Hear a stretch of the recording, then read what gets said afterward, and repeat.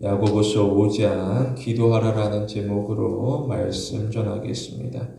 본문에 보게 되면 기도에 대해서 설명하고 있습니다. 무엇하느냐?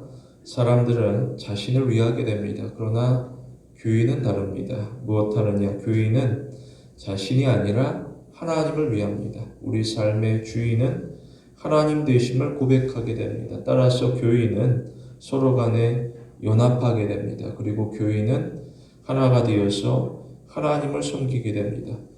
요한복음 13장에 보게 되면 예수님께서 십자가를 앞두시게 됩니다. 무엇하느냐? 예수님께서는 제자들의 발을 씻기시게 됩니다. 그 상황이 어렵습니다. 십자가를 앞두고서 마음이 괴롭습니다. 또한 제자들을 보면 어떠하느냐? 제자들도 난감합니다. 그들은 서로 다투게 됩니다. 큰 고난을 앞두고도 그들은 다투고 있습니다. 왜 그러하느냐? 그들이 바라는 것은 이 땅의 왕국이었습니다. 장차 예수님께서 나라를 다스릴 때에 누가 가장 높은 자리에 앉을까 거기에만 고심하게 됩니다. 이처럼 제자라 할지라도 자신을 위하게 되고 자신이 높아지기를 소원하게 됩니다. 이처럼 사람이 누구든지 높아지기를 원하는데 왜 그러하느냐? 높은 자리에 올라가면 편하기 때문입니다. 그리고 사람들로부터 존경과 대우를 받기 때문입니다. 종이면 어떠하느냐? 종은 괴롭습니다. 왜 그러하느냐? 단순히 그건 힘든 육체적인 노동만이 아닙니다. 사람들이 경멸하고 모욕하는 그 업신여김이 마음 가운데 큰 짐이 되어지게 됩니다. 두렵고 떨리게 됩니다. 그런데 주인은 어떠하느냐? 주인은 힘든 일을 피하게 됩니다. 오히려 종을 시키게 되죠. 그러게 되면 종이 그 모든 힘든 일을 감당할 것이고 주인이 그저 하는 일은 좋다 나쁘다 평가만을 하게 됩니다. 뭐는 잘되었다다 뭐는 잘못되었도다 이런 식으로 이야기하면서 평가하는 것 정도로 그치게 되니까 주인은 부담을 느낄 필요가 없습니다. 책임을 지지 않습니다. 그런데 예수님이 어떠하느냐? 예수님은 부담스러운 자리로 친히 내려가십니다. 그리고 예수님은 책임지고자 하게 됩니다. 그게 바로 종의 자리입니다. 예수님께서 발을 씻기게 되는데 그들의 발은 더럽습니다. 거리는 지저분하여서 길이 제대로 포장되지 아니하고 그렇다라고 해서 청소가 되어 있는 것도 아닙니다.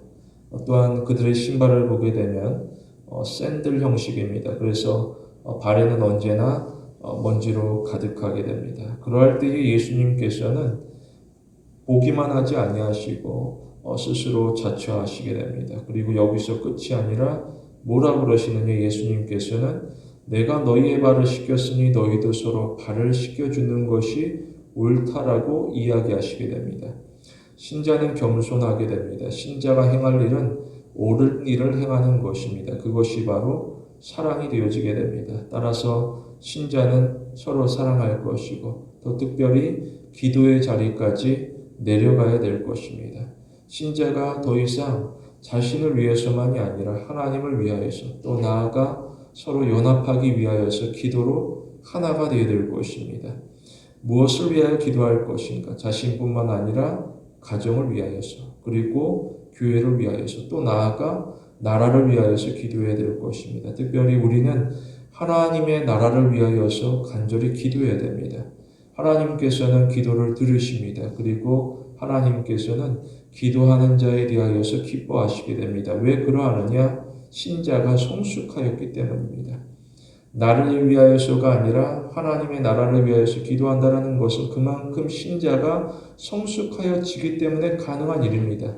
성숙하지 아니하면 여전히 나의 기도 가운데 머물 수밖에 없습니다. 그러나 하나님께서 원하는 것은 신자가 성숙해지기를 원합니다. 그리고 하나님께서는 그 성숙해진 신앙으로 말미암아 기뻐하시게 됩니다. 우리는 내가 원하는 기도로 그치지 않습니다. 내가 원하는 소원, 내가 원하는 꿈, 내가 원하는 희망으로 그치지 않습니다. 오히려 우리는 내가 원하는 기도에서 하나님께서 원하는 기도까지 나아가야 됩니다.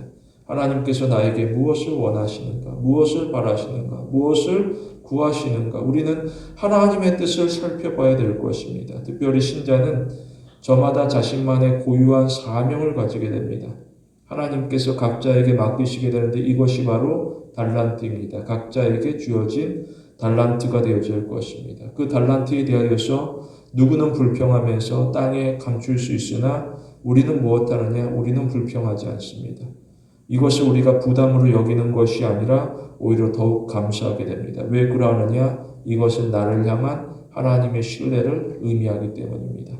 하나님께서 나를 믿기 때문에 우리 가운데 사명을 맡기셨고 또 나아가 기도를 허락하시게 됩니다. 따라서 우리는 우리의 사명 가운데 또한 우리의 기도 가운데 하나님의 뜻을 이루기 위하여서 힘을 다해야 될 것입니다. 본문에서 두 가지로 봅니다. 첫째로 신자는 어떠한 방해에도 기도할 것입니다. 본문에 보게 되면 엘리야가 소개되어지게 됩니다. 엘리야가 누구인가? 그는 선지자입니다. 그가 활동한 시대를 보게 되면 참으로 어둡습니다. 특별히 왕이 아합이 되어지게 됩니다. 무엇하느냐? 아합은 우상을 숭배합니다. 그리고 아합은 신앙인들을 핍박하게 됩니다. 그야말로 하나님을 적대시하면서 공포로 몰아넣게 됩니다. 그의 통치는 무섭고 신자들은 흩어질 수밖에 없습니다. 그러면 비웃고 추격하고 또 나아가 체포하게 됩니다. 단순히 이것은 감옥에 가두는 정도가 아니라 그들을 처참하게 죽이게 됩니다. 그래서 사람들은 더욱 위축되어지게 되고 불안하며 무슨 일을 당할까 심히 염려하게 됩니다. 그런데 아합은 이러한 일에 대하여서 신경 쓰지 않습니다. 그들의 마음을 살펴보지 않습니다.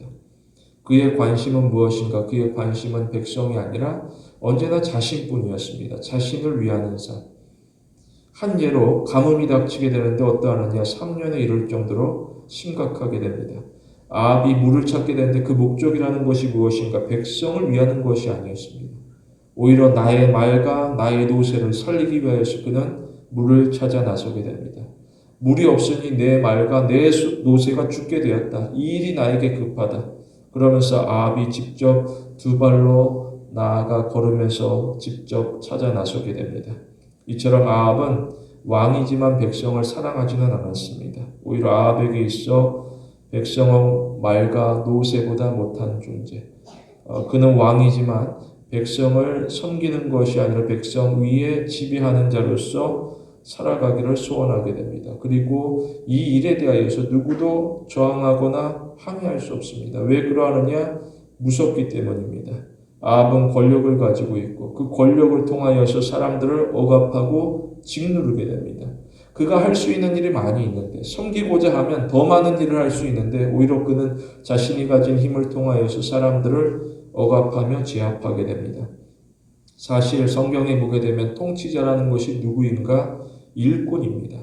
하나님께서 세우신 자입니다. 따라서 통치자는 겸손해야 될 것입니다. 하나님께서 주신 사명을 감당해야 될 것입니다. 그러기 위하여서는 누구보다 부지런합니다. 동시에 누구보다 자신을 절제합니다. 이게 무슨 말인가? 하나님의 뜻을 부단히 살펴봅니다. 그러면서 하나님께서 싫어하는 일은 하지 않을 것입니다. 그리고 하나님께서 원하시는 일은 기쁨으로 행해야 될 것입니다. 이처럼 기준이라는 것은 자신이 아니라 나의 주인 대신 하나님에게 두고서 살아가야 될 것입니다. 그런데 아합은 오히려 하나님을 극렬히 대적합니다. 다시 말해 아합은 하나님께서 부여하신 역할을 어떻게 해서든 거부하게 됩니다. 따라서 하나님께서 그를 책망할 수밖에 없습니다. 이에 엘리야가 나서게 되는데 어떠하느냐? 엘리야 역시도 무섭게 됩니다. 엘리야가 선지자이지만 그가 특별한 사람이 아니었습니다. 오히려 평범한 사람이었습니다. 어느 정도냐? 이세벨이 내가 너를 죽이겠다라고 위협하게 됩니다. 그러자 엘리야가 하는 일이 무엇인가? 그는 멀리 도망갑니다. 어디까지 가느냐? 사람이 살지 아니하는 광야까지 도망가게 됩니다. 광야에는 사람이 살지 않아 홀로 있는데도 불구하고 그는 여전히 두려워하게 됩니다. 그래서 엘리야가 하는 일이 무엇인가? 로뎀나무 아래에서 죽기를 청하게 됩니다. 그런데 하나님께서는 그의 기도를 들으시지는 않았습니다. 분명 들었지만 그의 소원대로 응답하지는 않았습니다. 오히려 그에게 더 좋은 것을 예비하시게 됩니다. 그게 바로 하나님의 보호하심입니다. 내가 너를 보호하고 내가 너를 지키고 있다. 그러자 엘리야가 힘을 얻게 되고 비로소 다시금 일어서게 됩니다. 신자가 하나님 앞에 기도하면서 하나님의 능력을 구해야 될 것입니다. 이 세상 가운데 사람이 할 수 없는 안 되는 일이 너무나도 많습니다. 그러할 때에 신자는 주저앉는 것이 아니라 오히려 무릎을 꿇고서 더욱 하나님을 찾아 나서게 됩니다. 우리가 어려움을 당한다라는 것은 오히려 우리에게 기도하는 시간이 찾아왔다라는 징조가 되어지게 됩니다. 더욱 기도할 것이고 하나님을 찾을 것이고 나의 신앙을 돌아보며 내가 주님 앞에 정금과 같이 단련되기를 간절히 원해야 될 것입니다. 이처럼 기도하게 되면 하나님께서 반드시 도와주신다라는 확신이 우리의 삶을 지탱해 주고 있습니다. 우리는 하나님 앞에서 결단하게 됩니다. 무엇인가 우리가 바라는 것은 우리가 잘 먹고 잘 사는 것, 남들이 존경해 주고 대우해 주는 것, 남들이 부러워하고 시기하는 것, 이런 원하는 거 아닙니다. 우리가 바라는 것은 오직 하나님께서 영광 받으시는 것, 우리의 삶 가운데 하나님이 전능하심이 드러나는 것, 오직 하나님이 높임받기를 간절히 구하는 것, 이게 바로 신자의 일상이라고 할 수 있습니다. 따라서 우리는 우리의 삶 가운데 내가 이룬 일들을 자랑하지 않습니다. 오히려 우리는 하나님의 위대하심을 증거해야 될 것입니다. 신자는 이 땅에서 후회를 남기지 않습니다. 만일 불순종하게 되면 그는 반드시 후회하게 됩니다. 그런데 우리는 하나님 앞에 순종하게 되고 물론 순종할 때에 방해가 있고 그 방해가 우리를 힘들게 하고 어렵게 하지만 대적의 방해라는 것은 큰 문제가 아닙니다. 어떻게 보면 사소한 문제일 뿐입니다. 왜 그러느냐? 하나님께서 지켜보고 있기 때문입니다. 욥이 고통 가운데 있었지만 하나님께서는 보고 계셨고 욥을 회복하신 것처럼 신자의 삶을 회복하시는 하나님이 되어주게 됩니다. 오히려 우리가 괴로움을 당하기 때문에 하나님은 더욱 불쌍히 여기시고 또 나아가 풍성한 은혜를 베푸시게 됩니다. 우리는 후회가 없는 인생을 살아가야 될 것입니다. 우리의 삶이라는 것은 때로는 긴 여정이 되는 듯 보이지만 매 순간 성실하게 하나님의 말씀대로 순종하기를 힘쓰는 하루하루가 되어지게 됩니다. 특별히 우리는 혼자서 걸어가는 것이 아닙니다. 우리 교우들과 함께하고 또 특별히 우리 가운데 하나님께서 동행하시게 됩니다. 우리는 세상에서 흔들리지 말고 끝까지 순종하기를 힘써야 될 것입니다. 둘째로 신자는 기도를 중단하지 않습니다. 본문에 보게 되면 장애물이 언급되어지게 됩니다. 무엇인가 가뭄입니다. 이 가뭄이 매우 심한데 사람들에게 있어서 이 가뭄은 크나큰 고통으로 닥치게 됩니다. 사람이 고통을 당하면 반응하게 되는데 어떠하느냐? 세 가지로 반응합니다. 첫째로 사람이 체념합니다. 사람이 고통에 대하여서 당연하게 여깁니다. 내가 더 이상 여기에 대해서 할 수 있는 일이 없다. 그래서 그냥 고통을 받아들입니다. 둘째로 사람이 노력합니다. 사람은 이 고통을 피하고자 합니다. 어떻게 해서든 자신의 능력으로 이 고통을 극복하고자 합니다. 셋째로는 사람이 종교를 활용합니다. 단념해도 안 되고 노력해도 안 되니 이제는 어떠하느냐? 무슨 신에 쫓아 나아가게 되고 그 신의 힘을 빌려서 고통으로부터 벗어나고자 하게 됩니다.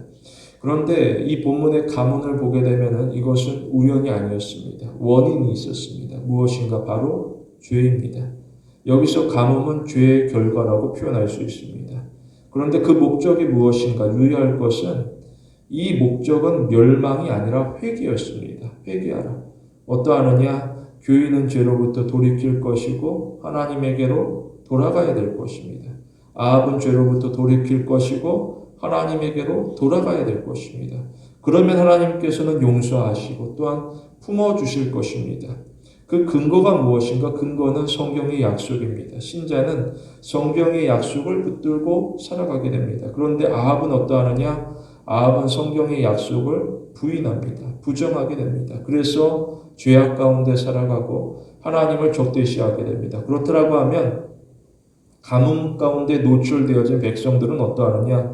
그들 역시도 아합과 크게 다르지는 않습니다. 그들 또한 시대에 편승하게 됩니다.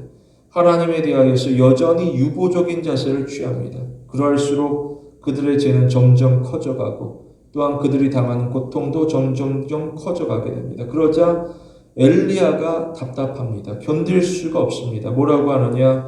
엘리야는 백성을 향하여서 너희가 어느 때까지 하나님과 바알 사이에서 머뭇머뭇하려느냐라고 질문하게 됩니다. 이렇게 촉구하는데도 불구하고 백성은 아무 말도 하지 아니하고 침묵으로 일관하게 됩니다. 그야말로 악에 동조하는 모습을 보여주고 있습니다. 이러면 신자가 기운이 빠지게 됩니다. 아무리 하나님의 말씀을 붙들고서 이 복된 말씀을 증거하고자 하는데 듣지 아니하면 사람이 낙심하게 됩니다. 그래서 누군가는 상대방에 대하여서 비난하게 됩니다. 결국 책임은 누가 질 것인가? 당사자가 지게 됩니다. 누군가가 대신 지어줄 수가 없습니다. 그렇기 때문에 믿는 자는 더욱더 힘이 들고 답답하게 됩니다. 그럼에도 불구하고 신자는 서로 위하여서 기도해야 될 것입니다. 어느 정도냐? 적당히 기도하는 것이 아니라 간절하게 기도하게 됩니다. 중요한 것은 신자는 낙심하지 않는다라는 것입니다. 이게 무엇인가? 교인이 기도합니다. 그런데 누군가는 기도하는 중에 낙심하는 경우가 있습니다. 어떠하느냐? 세상이 변하지 아니하고 사람이 변하지 아니하니까 자꾸만 실망하게 됩니다. 이전과 똑같은 삶이다. 도저히 변하지 않는다. 그러면 교인이 실망하고 기도하면서 오히려 기도 가운데 더욱더 마음이 무너져 어느샌가는 기도를 중단하는 지경에 이르게 됩니다. 이게 무슨 뜻인가? 그가 기도는 하지만 소용이 없다라고 스스로 단정짓고 있다라는 것입니다. 기도하면서 하나님을 보는 것이 아니라 기도하면서 문제에 더욱더 바라보며 집중하게 됩니다. 하나님을 바라보지 아니하고 문제를 바라보게 되니까 문제가 더욱더 복잡하게 됩니다. 한두 가지가 아니라 실이 얽힌 것처럼 얽히고 설켜서 도저히 풀어갈 수가 없습니다. 그렇다라고 하면 하나님께서도 이 문제는 해결할 수 없다. 스스로 결론을 내려버리고 하나님의 능력을 제한하고자 합니다. 그런데 신자는 하나님의 능력을 제한하지 않습니다. 실제로 하나님께서 일하시게 되는데 무엇인가 바로 이 가뭄이었습니다. 가뭄이 고통이지만 동시에 가뭄은 하나님의 역사였습니다. 그것도 1, 2년이 아니라 3년 6개월에 이르기까지 하나님께서 역사하시는데 그 과정을 보게 되면 하나님께서는 기도를 듣고 계셨습니다. 하나님은 엘리야의 기도 가운데 비를 내리지 아니하고 있었습니다. 그리고 비가 언제 내렸느냐? 그것 또한 다른 게 아니라 기도였습니다. 한 사람의 기도, 엘리야의 기도. 다른 모든 백성들 함께 한 마음으로 기도하면 좋을 텐데 그렇지 아니하는 중에서도 엘리야가 하나님 앞에 혼자라 할지라도 기도하게 되니까 하나님께서 응답하시게 됩니다. 하나님께서 비구름을 보내시게 되고 비가 내리게 되는데 그게 적지 아니하고 비가 쏟아질 정도로 내리게 됩니다. 이처럼 신자가 절박한 마음으로 기도하게 되면 한 사람이라 할지라도 하나님께서는 반드시 들으십니다. 우리는 기도하는 중에 다른 사람을 의식하지 않습니다. 가만히 보게 되면 나는 기도하는데 누구는 기도하지 않습니다. 그러면 어느샌가 나도 그와 같이 기도하지 않아야겠다. 그런 생각들이 문득문득 들게 됩니다. 그럼에도 불구하고 나 혼자라 할지라도 기도해야 될 것입니다. 그것도 건성이 아니라 힘을 다해서 간구해야 됩니다. 그러면 하나님께서 불쌍히 여기시고 놀랍게 임하게 됩니다. 모세 한 사람의 기도를 통하여서 홍해가 갈라지듯이 우리 한 사람의 기도를 통하여서 가정에서 직장에서 여러 우리의 삶의 현장 가운데 하나님께서 일하실 것이 분명합니다. 따라서 우리는 사람을 의식하지 않습니다. 그리고 우리는 상황이 흔들리지도 않습니다. 누군가는 물어봅니다. 기도하면 정말 달라지느냐? 정말 달라집니다. 이거를 기도하는 자만이 누릴 수 있는 특권이 되어지게 됩니다. 따라서 기도는 선택이 될 수 없습니다. 기도는 필수가 되어지게 됩니다. 신자라고 하면 반드시 기도합니다. 왜냐? 우리의 믿음이 우리에게 호소하기 때문입니다. 기도하라, 기도하라. 하나님께서 반드시 들으신다, 기도하라. 우리 안에 믿음이 우리를 향하여서 호소하게 됩니다. 우리는 의심을 물리쳐야 될 것입니다. 그리고 우리는 마음을 하나님에게 고정하면서 신앙생활을 이어가야 될 것입니다. 우리 모두 마음이 온전히 하나님을 향하는 성도가 되길 원합니다. 우리의 기도는 더욱더 확장되어야 됩니다. 우리가 기도하는데 점점 좁혀지는 것이 아니라 점점 넓어져야 됩니다. 어느 정도냐? 마태복음 5장에 보게 되면 예수님께서 기도를 촉구하시는데 뭐라고 하느냐? 원수에 대해서 언급하십니다. 예수님은 너희의 원수를 사랑하며 너희를 박해하는 자를 위하여 기도하라라고 이야기하십니다. 아무리 생각해도 이해가 되지 않는 말씀이죠. 원수를 위하여서 또 나를 박해하는 자를 위하여서 어떻게 기도할 수 있겠느냐. 그런데 예수님께서는 이같이 한즉 하늘에 계신 너희 아버지의 아들이 되리니 이는 하나님이 그 해를 악인과 선인에게 비추시며 비를 의로운 자와 불의한 자에게 내려주심이라라고 이야기하고 있습니다. 이게 무슨 말씀인가? 이것은 신자의 정체성을 나타내고 있습니다. 우리는 기도를 통하여서 내가 누구인지를 드러냅니다. 우리가 누구인가? 우리는 하나님의 자녀입니다. 하나님이 어떠하느냐? 하나님은 자비롭습니다. 따라서 우리는 하나님의 자비로운 마음을 품고서 기도해야 될 것입니다. 우리는 하나님을 신뢰하며 하나님의 뜻대로 순종할 뿐입니다. 그러면 누가 갚아주시느냐? 하나님께서 갚아주시게 됩니다. 비록 당장에는 이해가 되지 않습니다. 난해한 경우들이 있습니다. 그런데 우리는 하나님을 신뢰하기 때문에 그 뜻에 전적으로 순종하고자 합니다. 그러면 시간이 지나서 어느 순간 모든 것을 이해하는 순간이 찾아오게 됩니다. 그때까지 우리는 기도로서 준비하게 됩니다. 무엇인가? 우리는 기도를 통하여서 하나님의 응답을 받을 준비를 하게 됩니다. 누가 알고 있느냐? 하나님께서 알고 있습니다. 하나님께서는 우리가 응답받을 준비가 되어 있는지 정확하게 알고 있습니다. 따라서 우리는 조급해하지 않습니다. 오히려 우리는 기도하면서 준비되어지고 또한 더욱더 기다리게 됩니다. 그런데 누군가는 조급하고 성급합니다. 무엇하느냐? 그는 자꾸만 하나님을 향하여서 내 계획에 따라와 달라고 재촉하게 됩니다. 그런데 우리가 늘 아는 것은 좋은 일에는 언제나 시간이 필요하다라는 것입니다. 좋은 일에는 시간이 걸립니다. 씨를 뿌리고 금방 열매를 거두겠다라는 사람이 어디 있겠습니까? 시간이 흘러 비가 내리고 양분을 빨아들이면서 더 많은 풍성한 열매를 맺듯이 하나님 앞에 기도의 씨앗을 뿌리게 되면 하나님께서는 좋은 것을 우리에게 선물하시게 됩니다. 특별히 하나님이 무엇하느냐? 하나님은 우리의 기도를 제한하지 않습니다. 너 이것만 기도하라. 그러는 것이 아니라 우리의 기도를 더욱더 넓히게 됩니다. 그러면서 우리의 기도를 더욱더 아름답게 다듬어 가시게 됩니다. 한나가 기도하는데 그 첫 시작은 자녀였습니다. 그런데 한나가 기도하는 중에 그의 기도가 확장되어지게 되는데 어떻게 기도하느냐? 가정을 위하여서, 나라를 위하여서, 또 나아가 하나님을 위하여서 기도하는 것을 보게 됩니다. 우리는 하나님의 자녀로서 확신을 가지고 담대함으로 기도해야 될 것입니다. 우리 모두 선하신 하나님을 믿고 끝까지 인내하며 기도하는 성도가 되길 원합니다. 말씀을 맺겠습니다. 우리는 기도하면서 기대를 가지게 됩니다. 꿈을 꾸게 됩니다. 이 세상에 응답 없는 기도라는 것은 없습니다. 우리가 기도할 때에는 응답에 대한 기대를 가지고서 기대하게 됩니다. 우리가 기도하면 하나님께서는 반드시 응답한다라고 성경이 강조하고 있습니다. 우리는 성경의 약속을 붙들고서 힘을 다하여 하나님 앞에 구하게 됩니다. 성도 여러분, 올 한 해 가운데 속에서도 항상 감사함으로 쉬지 아니하고 늘 기도하는 귀한 신앙의 성도가 되길 원합니다.